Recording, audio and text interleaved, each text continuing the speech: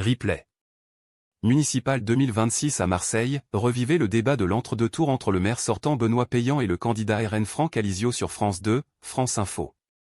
Replay municipal 2026 à Marseille, revivez le débat de l'entre-deux tours entre le maire sortant Benoît Payan et le candidat RN Franck Alizio sur France 2 publié le 19/03/2026 16h46 mis à jour le 20/03/2026 minuit 5:42 le maire sortant, candidat de l'Union de la gauche hors LFI, affrontera dimanche le représentant du Rassemblement national au second tour des élections municipales dans la deuxième ville de France.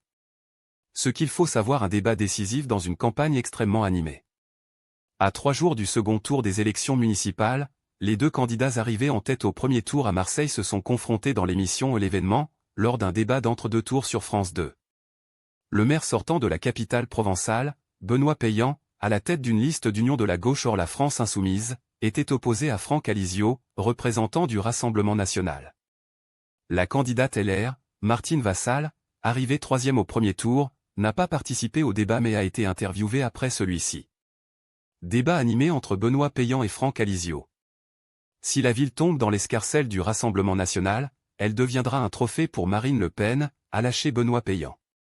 Le maire sortant, Monsieur Payan, essaie de s'accrocher avec des accords à peine dissimulés avec l'extrême gauche, avec des combines d'appareils parisiens, pour laisser l'état de chaos dans lequel il laisse Marseille, a estimé de son côté son adversaire RN Franck Alizio.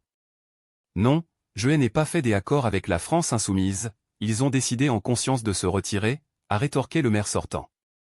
Martine Vassal réexplique son choix de maintenir sa candidature. Je vous remercie de m'avoir laissé la possibilité de m'exprimer, alors que ces messieurs ne voulaient pas que ce soit un débat à trois, a taclé d'entrée la candidate de la droite et du centre. J'y ai des convictions, je suis une femme d'honneur. J'y ai plus de 35 000 personnes qui se sont déplacées au premier tour pour voter pour nous.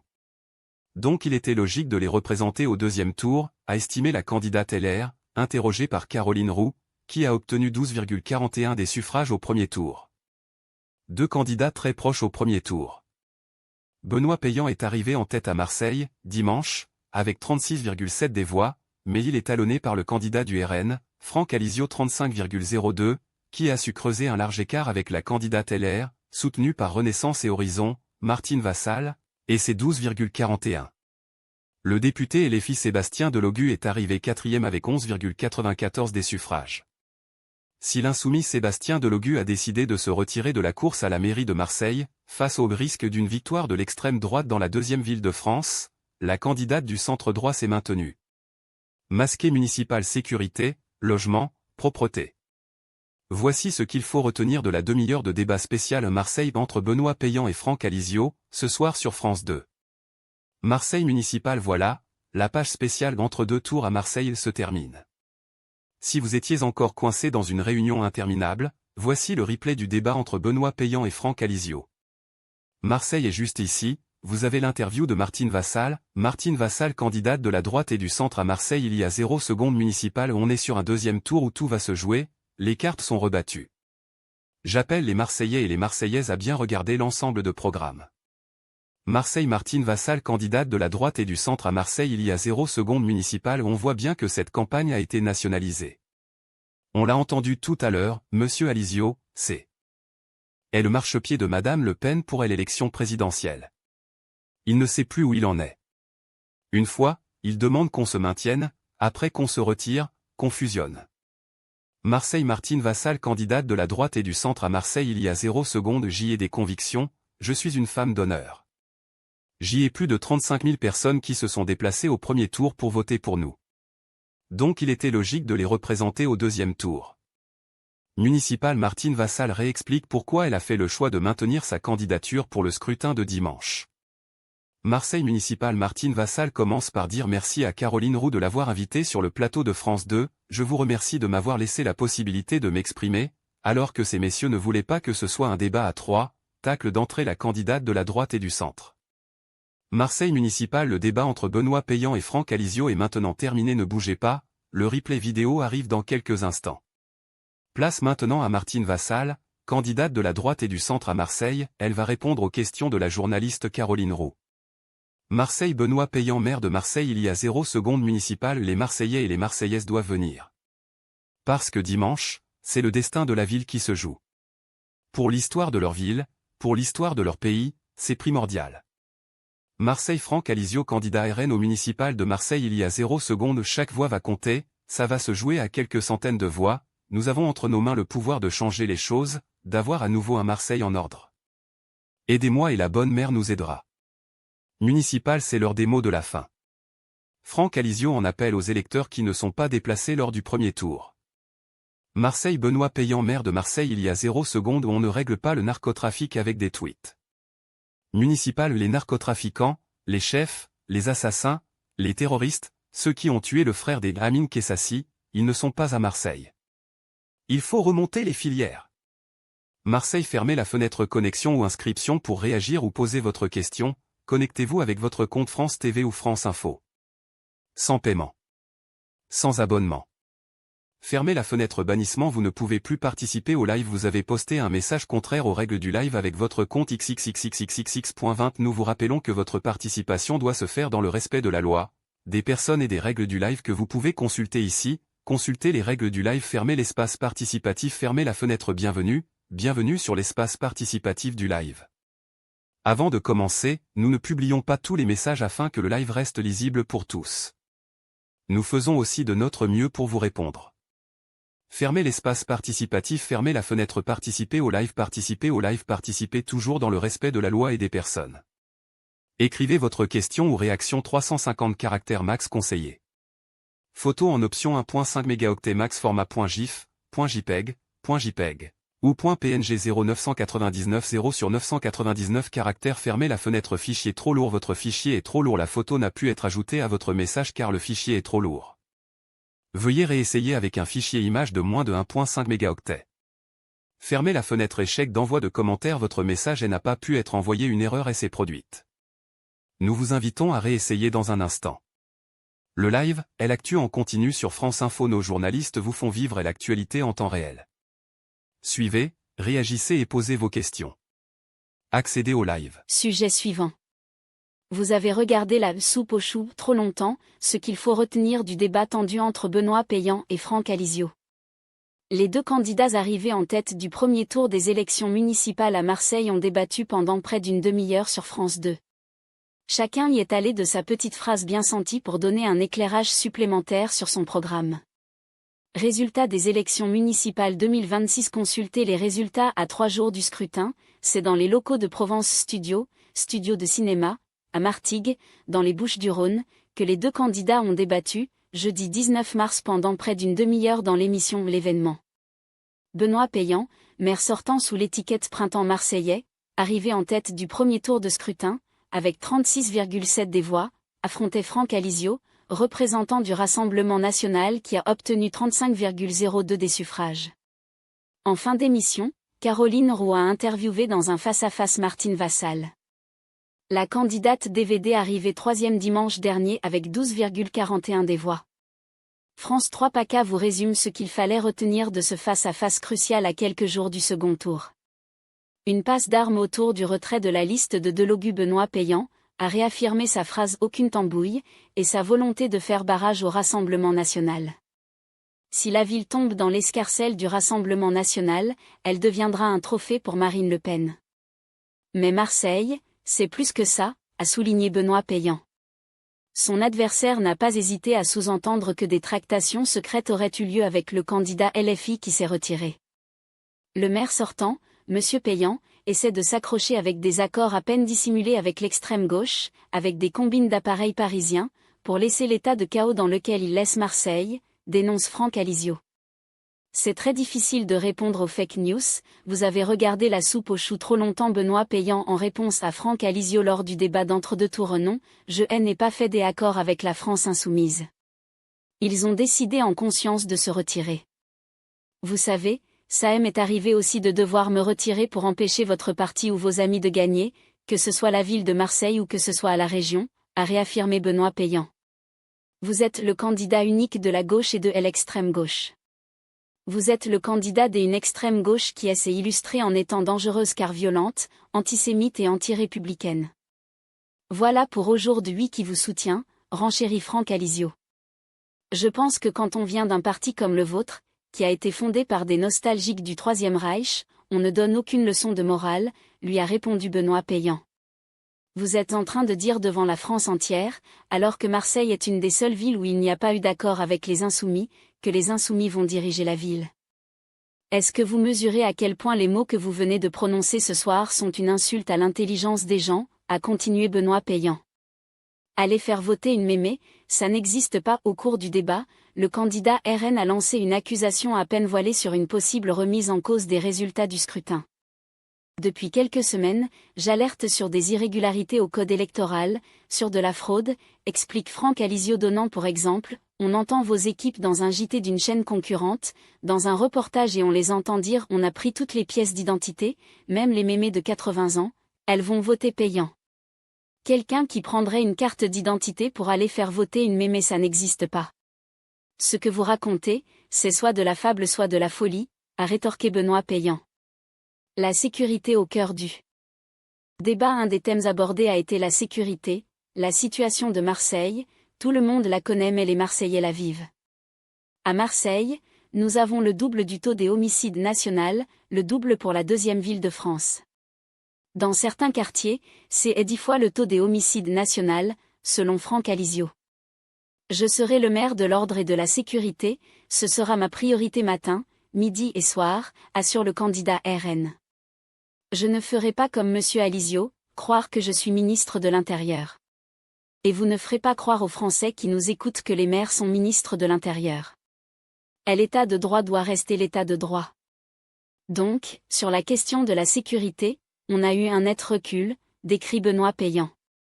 Le maire sortant avance même des chiffres concernant la police municipale et le recrutement fait sous son mandat. Depuis que je suis maire, il y a 100 policiers nationaux de plus par an parce que justement, je considère que c'est une importance capitale. Mais ça ne suffit pas et ça ne suffira jamais parce que vos amis, vos anciens amis, comme ce que peuvent faire vos amis dans certaines villes, ont laissé à l'abandon des quartiers entiers ou le service public parce que la République, c'est bien sûr sa police.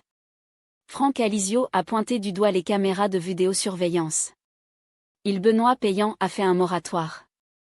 Il les a arrêtés durant plus de la moitié de son mandat.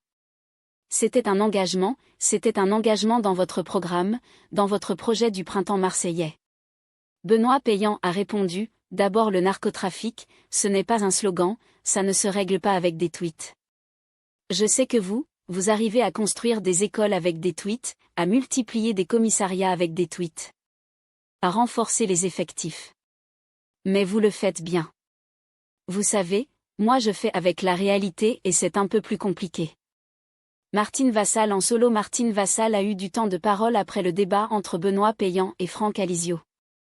Anne-Sophie Maxime FTV. Martine Vassal DVD, absente au début de ce débat, arrivée en 3e position avec 12,41 des suffrages, s'est maintenue pour ce second tour, tandis que Sébastien Delogu LFI, arrivé 4e avec 11,94, lui, s'est retiré, sans toutefois donner de consigne de vote.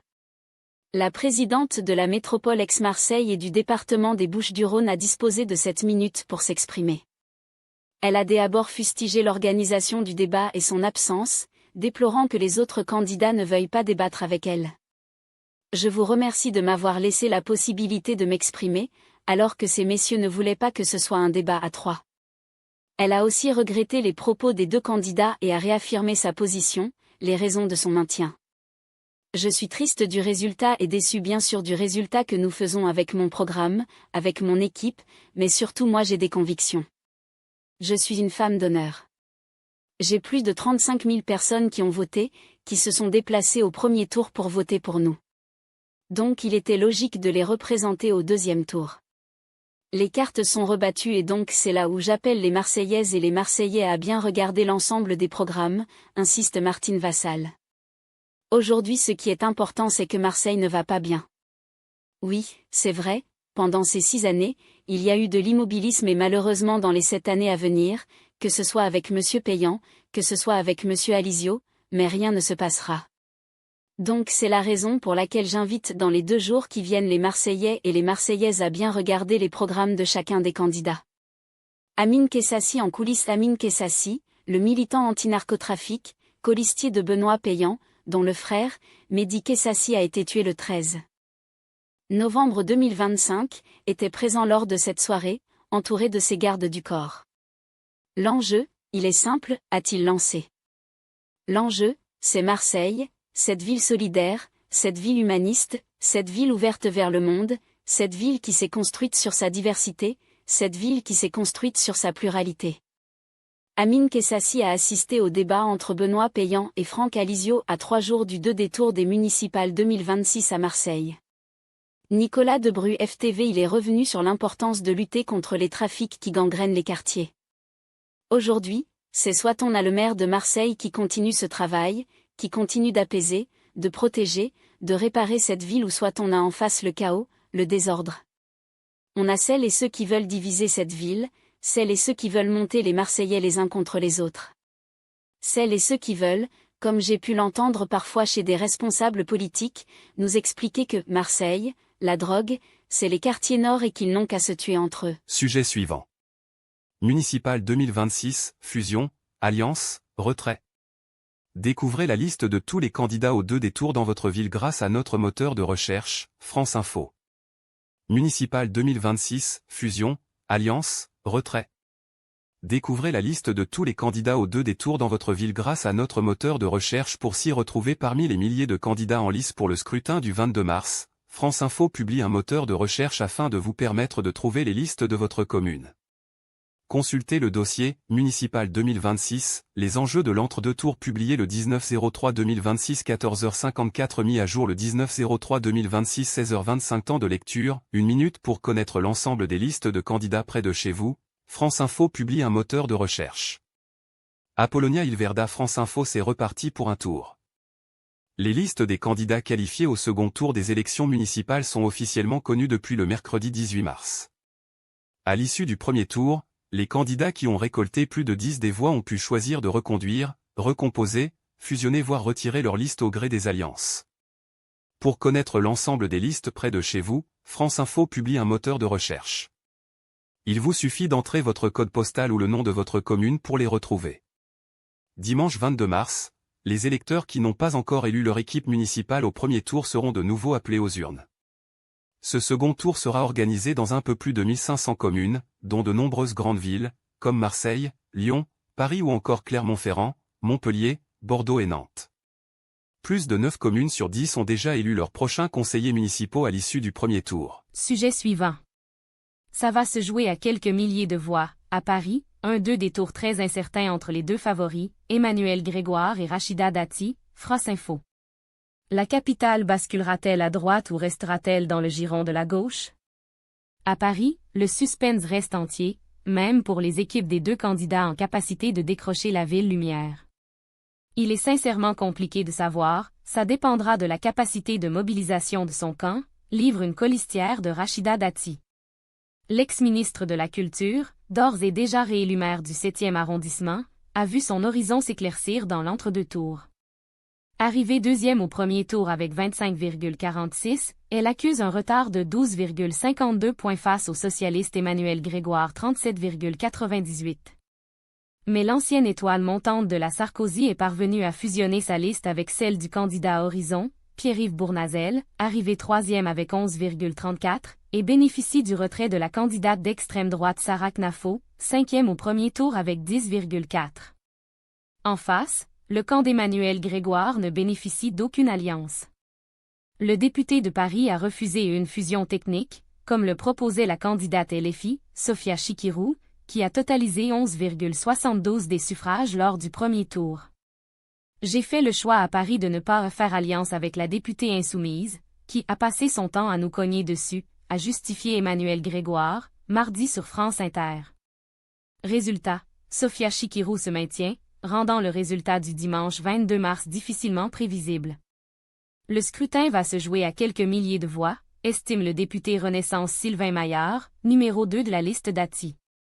Cette configuration remet Dati en selle.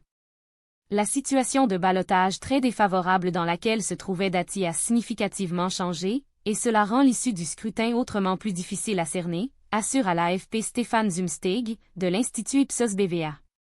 Dans l'équipe de l'opposante historique à Anne Hidalgo, on se réjouit de la situation. On y va pour gagner, assure Benjamin Haddad, ministre de l'Europe et colistier de Rachida Dati. C'est la meilleure configuration possible. Avant, on était pris en étau entre Pierre-Yves Bournazel et Sarah Knafo. Les sondages ont montré que c'est ce scénario qui permet de gagner, livre une proche de Rachida Dati. En effet, les instituts de sondage avaient lesté, avant le premier tour, cette hypothèse qui verrait Rachida Dati s'emparer de l'hôtel de ville. Un sondage Ellab pour la Tribune, publié le 7 mars, estimait, par exemple, Emmanuel Grégoire à 40, Rachida Dati à 47 et Sofia Chikirou à 13. Il faut néanmoins prendre avec beaucoup de pincettes ces projections réalisées avant le premier tour. Aucun sondage d'entre-deux tours n'a, par ailleurs, été réalisé. Mais le retrait de Knafo est un plus, on ne va pas le nier, concède-t-on dans le camp Dati. On part avec des cartes que l'on n'avait pas dimanche soir. La victoire est possible. Une colistère de Rachida Dati à France Info. Il reste néanmoins une question centrale. Les électorats de Pierre-Yves Bournazel et de Sarah Knafo se reporteront-ils massivement sur la candidature de Rachida Dati? Les observateurs de la vie politique ont fait leurs calculs. Pour que Rachida Dati soit élue, il faudrait que moins de 25 des électeurs LFI se reportent en vote utile sur Emmanuel Grégoire et que les électeurs de Pierre-Yves Bournazel soient moins de 20 à voter pour Emmanuel Grégoire, parce que tous ne sont pas de droite, a détaillé, dans l'émission C'est dans l'air, sur France 5, le directeur du département opinion de l'IFOP, Jérôme Fourquet. Chez nous, ça sera du 50-50, estime ainsi un proche de Pierre-Yves Bournazel. Car on a une bonne partie de nos électeurs de centre ou de centre-gauche qui s'abstiendra, voire ira voter pour Emmanuel Grégoire. De plus, l'absence de Bournazel est un gros handicap. Pour Dati, poursuit-on de même source. L'ex-candidat Horizon a en effet surpris en annonçant sur France 2 lundi soir qu'il ne figurerait pas sur la liste fusionnée. Ses propres soutiens n'ont été prévenus que quelques minutes plus tôt. Pour moi, le chemin s'arrête puisque les Parisiens n'ont pas souhaité que je sois le prochain maire de Paris, a-t-il annoncé. Oui, ça aurait été beaucoup plus fort, pour nous, qu'il reste, mais c'est sa trajectoire personnelle, balaie une proche de Rachida Dati. Sylvain Maillard estime encore que ce retrait reste anecdotique car l'équipe de Pierre-Yves Bournazel et ses soutiens sont là. Du côté des électeurs de Sarah Knafo, il n'est pas non plus certain que tous se reportent massivement sur la candidature de Rachida Dati. Chez Knafo, c'est un vote très localisé dans le 16e. Or, le maire des arrondissements a déjà été élu dimanche dernier, ça peut les démobiliser, imagine un soutien de Pierre-Yves Bournazel. On ne va pas se risquer à faire des pronostics, nuance l'entourage de Sarah Knafo. Mais on a un électorat qui est très sensible à l'union et qui ne veut vraiment pas que la gauche passe, donc on peut espérer qu'ils seront nombreux. À gauche justement, la stratégie est claire, alerter sur le danger que représenterait la victoire de Rachida Dati, qui va désormais bénéficier du retrait de Sarah Knafo. La droite est prête à toutes les compromissions pour tenter de prendre Paris, y compris les alliances implicites avec l'extrême droite. Elle choisit ainsi de se compromettre de la pire des façons, a fustigé Emmanuel Grégoire, dans un communiqué publié après l'annonce de la candidate d'extrême droite. Imaginez-vous un seul instant. Jacques Chirac, élu maire de Paris avec le soutien de Jean-Marie Le Pen, a-t-il également appuyé, lors d'un débat électrique entre les candidats du second tour, sur BFM TV, mercredi soir.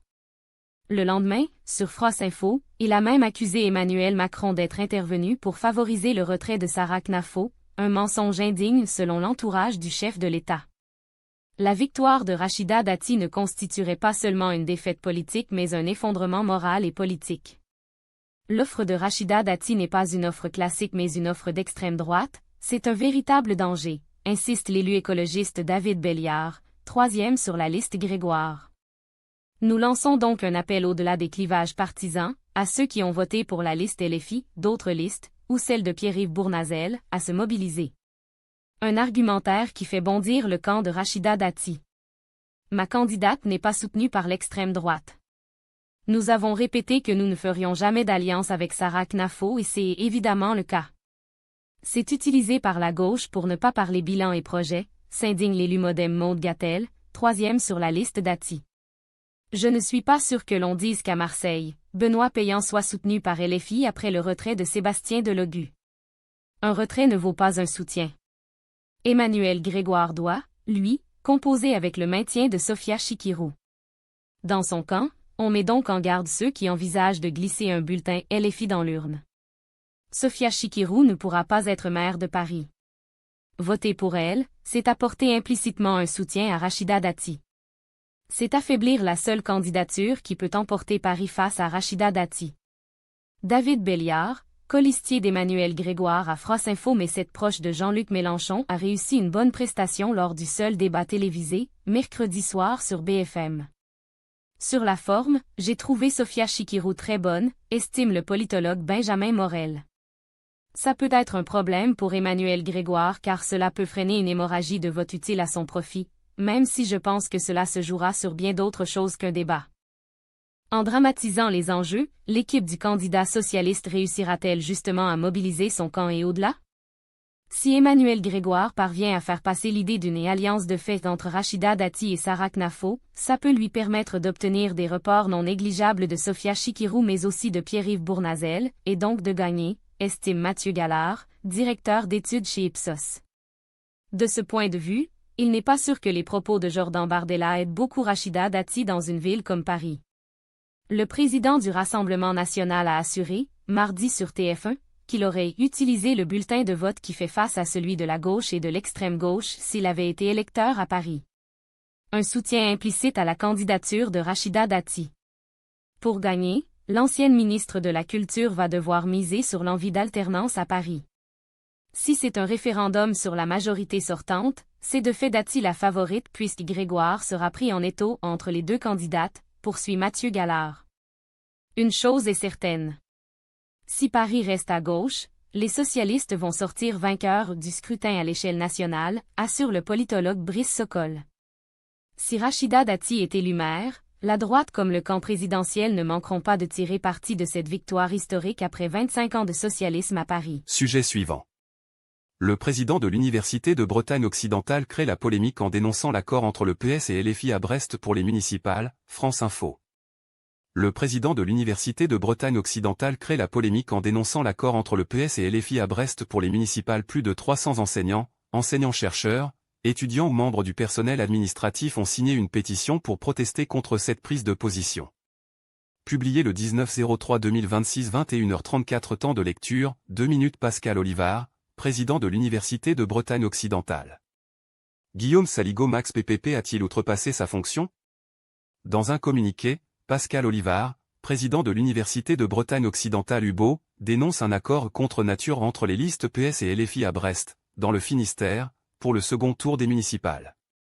La polémique enfle depuis sa parution dans la presse locale mardi, rapporte ici Brésil Isel jeudi 19 mars.